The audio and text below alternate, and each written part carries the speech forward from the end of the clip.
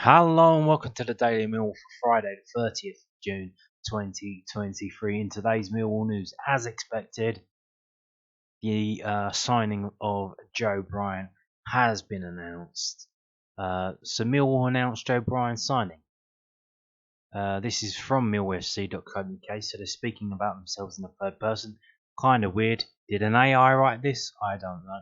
Millwall Football Club is delighted to announce the signing of Joe Bryan. The 29-year-old free agent joins the club on a long-term deal commencing on the 1st of July, with the left-back becoming Gary Rowett's second signing of the summer transfer window. Bryan rose through the ranks at Bristol City and made almost 250 appearances for Robins between 2011 and 2018, with loans at Bath City and Plymouth Argyle in between, before he made a move to Fulham for £6 million in 2018. The defender gained a season of Premier League experience whilst at Craven Cottage, going on to write his name into the West London club's history books by netting an extra-time double in the playoff final of the COVID-19 hit 2019-20 campaign as the Whites defeated Brentford 2-1 after extra time. And there he is there. I don't know what he's looking at. But he's wearing another new shirt, which I gotta say, this one I like. It's like a shiny polo. It's like the training kit, but it's got less sky blue. Big fan of this one, very much so.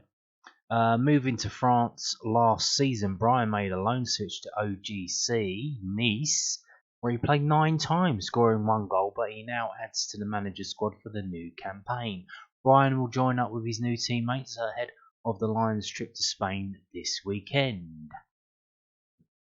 Joe has invaluable experience at the top end of the Championship, having won promotion twice with Fulham before and in the Premier League, so we're very pleased that he's decided to join us, said Director of Football Operations and Recruitment Alex Aldridge. It was evident in our conversations with Gary over the summer that Joe is relishing a new challenge after his time at Fulham and a different experience abroad in the French League last year.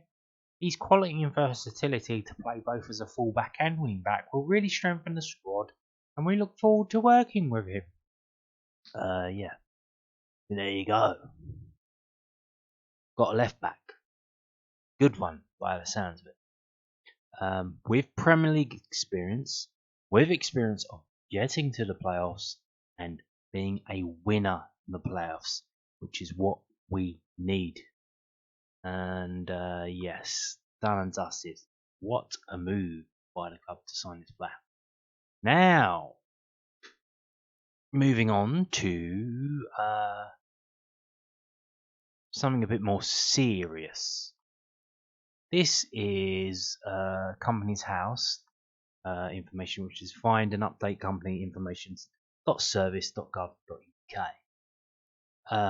This is the page for a company called UK SPV1 Limited. Who are they? Why am I showing you this? Well, tell you who they are. This one. This is the company that used to be called Huski Chocolate UK Limited, and on the 16th of February 2023 they filed to change their name to UK SPV1 Limited. Okay, so that's who they are.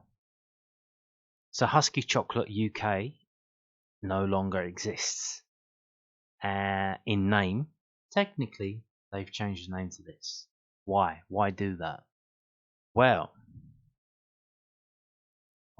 today, on the 30th of June 2023, they applied to strike down the company, to close the company down. So Huski Chocolate UK Limited, not the one overall, just their UK branch. Is this possibly Brexit related? Maybe. But yeah. So they have applied to have it struck off.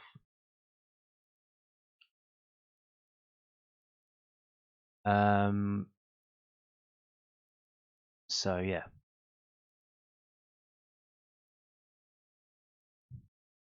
So the registrar will proceed unless there is reasonable cause not to, and on dissolution, any assets remaining in the company will be passed to the Crown.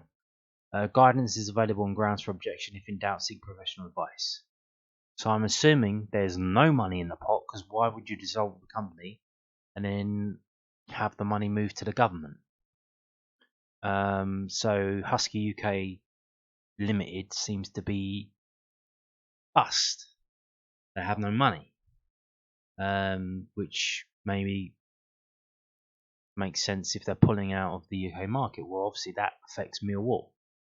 There are rumours going around. Some people have noticed Huski Chocolate logo isn't on the season tickets. Huski Chocolate isn't on the training kit that was that we saw the other day with the first day back at training pictures. I would say, so if we go back here, Huski Chocolate is still on the Millwall website. Top right, you can see there by the search button, little Huski Chocolate. We go down here. You can see all the sponsors here with the logos, and if you go over them, you can see it changes to a pointy finger for a hyperlink. But if we click on the Huski Chocolate one, huskichocolate.co.uk, this page no longer exists. So Huski Chocolate, the website, UK website, no longer exists, and Huski Chocolate UK, the company, no longer exists. So like I said, it looks like they're pulling out of the UK market. Now, if we go to huskichocolate.com, their main website, you can see they still have Millwall on the page, and they have a Millwall page, and then it's also other places you can see it. I don't know if the whole company's there's a problem with them, or like I said, if they're just pulling out the UK market.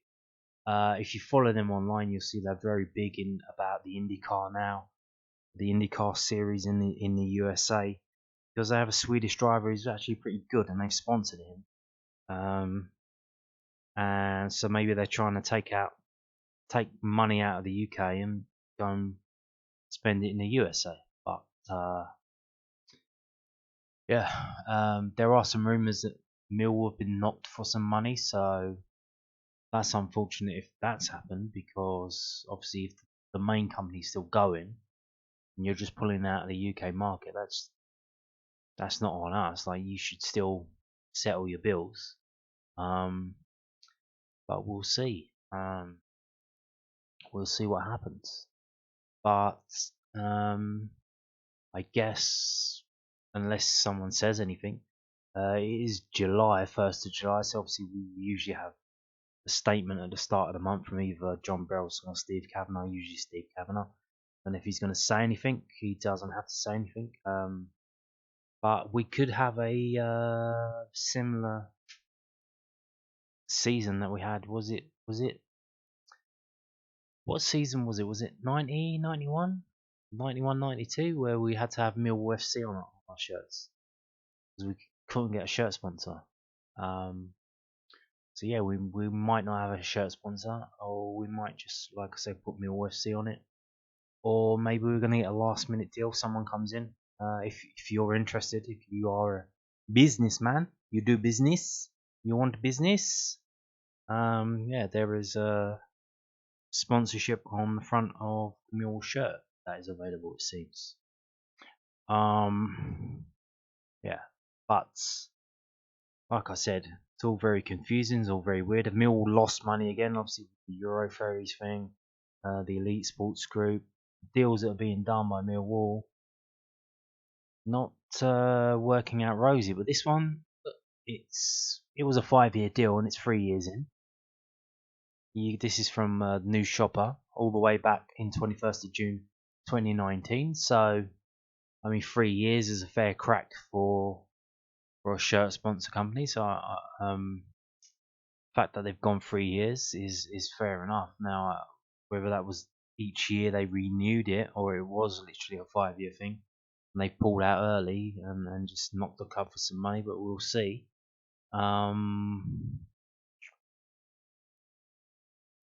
But it's been 3 seasons. I mean, I think Usually nowadays you see it changes year by year, so the fact we've had the same sponsor for 3 seasons is not bad, not bad.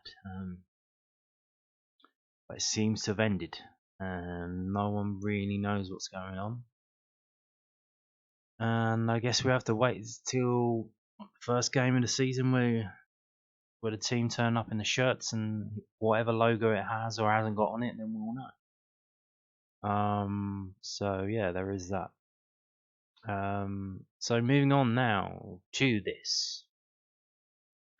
This is from LondonNewsOnline.co.uk. Former Millwall striker Stevie Crawford backing Kevin Nisbet to be a then success story.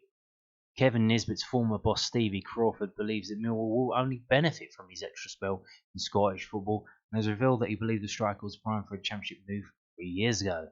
The Lions made the centre forward their first signing of the summer transfer window, shelling out a 7-figure sum to secure his services. Nisbet went from being released by Partick Thistle at the end of the 17-18 season following a failed loan spell at Dumbarton, where he made 13 appearances without scoring, to be capped by Scotland in March 2021. He found his sweet spot in front of goal after he joined Scottish League One side Raith Rovers in 2018 and bagged 34 goals in 46 outings in all competition. Crawford, who scored 11 times in 42 appearances in a one-season stay at Millwall before moving on in 1997, signed Nisbet in 2019. Nisbet had a prolific return of 23 goals in 32 games for the Scottish Championship side. Then, the frontman, 23 at the time, ended up signing for the Premiership side, Hibernian. I knew Kevin was going to get a move, so did my chairman, Ross McArthur, Crawford told the Southland Press. Did we want to lose him? Well, of course not, but you can't stand in the way. I felt at that point maybe I had a decent relationship with him, and that England and the Championship probably was the right move for him at the time. In hindsight, Millwall would have benefited from his time at Hibs. He's played in the Scottish Premiership, scored goals at that level, and he's also broken into the Scotland setup. He will settle better into the lifestyle as well. Maturity comes with things you have to deal with. It's not my place to talk about it too much, but he lost his dad, and he dealt with that. And he then had to endure the injury issue at Hibs in the last 12 to 18 months. When you break into the Scotland setup, you start to see how guys at that level behave with the clubs that they're at, and you think, I want to be like them. When you're 21, you're still thinking slightly selfishly and thinking all about you. But Kevin is 26 now, and he's come through adversity. There's still improvement in him. He's more than ready for it now, and he would have been 2 or 3 years ago. Millwall are getting an ambitious player for sure. Nisbet managed 5 goal contributions, 2 goals and 3 assists in his first 9 championship games for Dunfermline under Crawford. It was after being benched away to Dundee United in October that Nisbet really found his form at East End Park, scoring 12 goals in 7 games. Oh, he loves a challenge, said Crawford. We had a decent start last season, but a little low. I put him on the bench just to give him a kick up the backside, and he scored in the next 7 games. The pleasing thing was seeing him the respect he got from his teammates. The boys liked him. Everyone at Dunfermline liked him. He was that hunger and ruthlessness where he loved scoring the goals and being the man. But he's also very popular with the coaching staff and the dressing room. Unfortunately, we only had him for a season, but that was down to only getting him on a 3-year contract. And it would have been silly for us to refuse the offers that we did that summer. Nisbet struck 4 goals in 55 minutes against Partick during his purple patch for Dunfermline. I never taught Kevin how to score goals, I only encouraged him, said Crawford. He was raging with me when I took him off. He wanted to go on and try for 5, 6 or 7. It's a great sign to have someone with that attitude. He was very deadly around the box. He can score headers and score from around the box or outside of it. It's a credit to him that he has that ability. Nisbet scored 39 goals and registered 12 assists for Hibs in 101 appearances in all competitions, helping them secure European football and reach the final of the Scottish League Cup during his 3 seasons at Easter Road. You've got to be a natural finisher who loves scoring goals, added Crawford, a former striker who was brought to the Lions by Jimmy Nicholl. He's quick and he can bring other players into the game. He's got better at that. His link-up play has improved and he's gone from being a regular at Raith Rovers first team to working with me at Dunfermline and moving on to Hibs.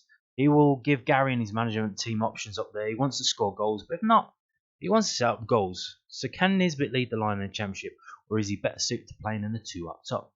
Oh, he can do both, said Crawford. He has the adaptability to play as a lone striker or play up top alongside another forward. I'm not saying he's going to walk in and do it right away, but Kevin get him behind an unsettled defensive line. He's got a good tactical awareness about him. So if he has people around him or he's dropping in 10 position at times, he can play as well. It will be exciting because if he wants to prove to people he can do it at that level, I have no doubts that if he applies himself properly, it'll be a great addition to Gary's squad and Mill will have a good season.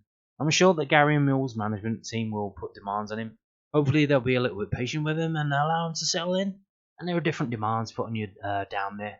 It's a very competitive league with more matches. Indeed.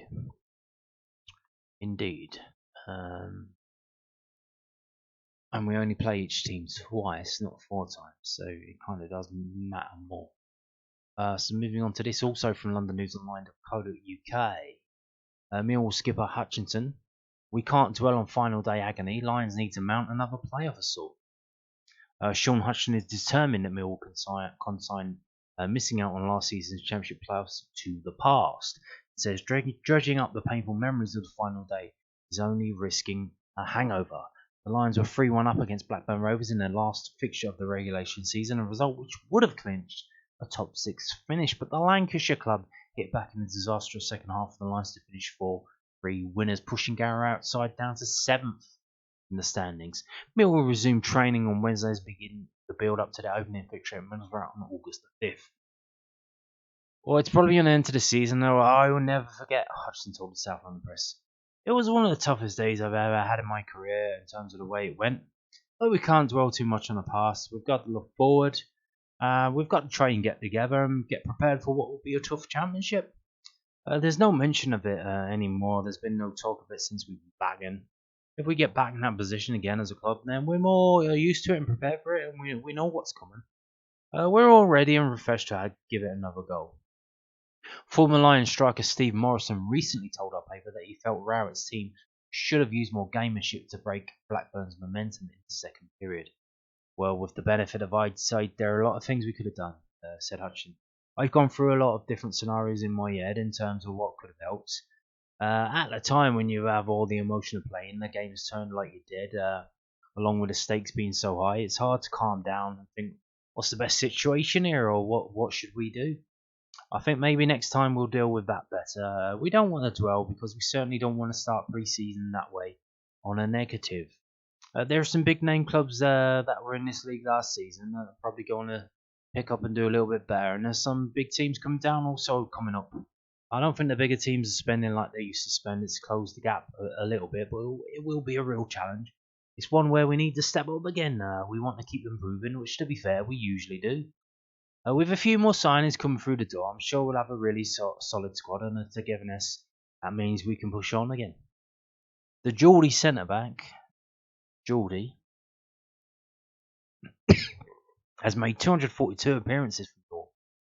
Well, I like to have more of an injury-free season as I'm getting older, and it's a little bit harder, he said.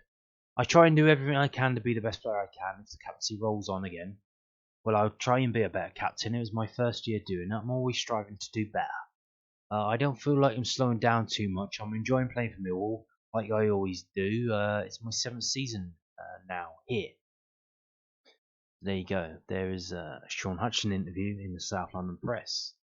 Now, I told you the other day, probably yesterday, about 2 former Millwall players and where they've gone. Ben Thompson going to Stevenage and Tom King going to Wolverhampton Wanderers. Well, guess what? We have news today. Mason Bennett has signed for Burton Albion. So, yeah, good luck to him. He's gone back to his roots, East Midlands. I think he played for them before, which is good for him. Good for him. And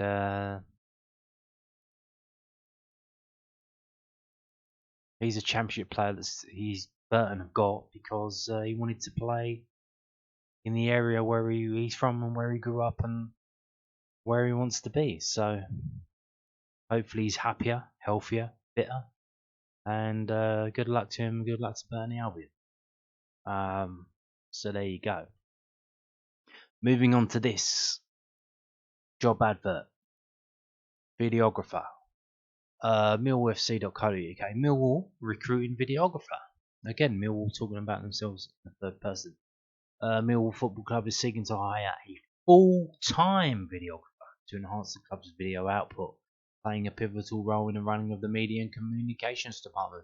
This is an exciting opportunity for a talented and driven individual to join a leading London Championship football club. To apply, candidates must complete this application form in addition to sending their CV and cover letter to recruit@millwallplc.com. Closing date for applications is Friday the 21st of July 2023. Let's have a look and see what are they wanting. What do they want? They want the moon on a stick, and they'll pay you £5,000 a year for it. 35 hours a week, including home and away midweek and weekend matches. Competitive salary. Ooh. Key responsibilities: producing and uploading video content to the club's official video channel Millwall TV and social platforms, assisting with the implementation of the club's social media strategy, delivering content for the big screen and LED advertising boards, creating digital marketing material, supporting media and communications and marketing colleagues with general duties and tasks during the week and on match days. Extensive experience of using Premiere Pro. Efficiency, these are required skills. Efficiency in all aspects of video production from pre to post production, including camera operation, sound and video editing. Experience in producing video content for digital and social platforms. Knowledge of various social media channels. Experience of After Effects is desired, although not essential. Personal skills, I'm not going to read them all. Hours of work, so it's a 9 to 5. There you go. You will be required to work between 9 and 5 Monday to Friday. You will be expected to work as reasonably required to fulfill the needs of the business. The post holder will be required to work on home match days, both evenings and weekends. So only home games. But it said earlier away games as well. So yeah, there you go. Anyone interested in that?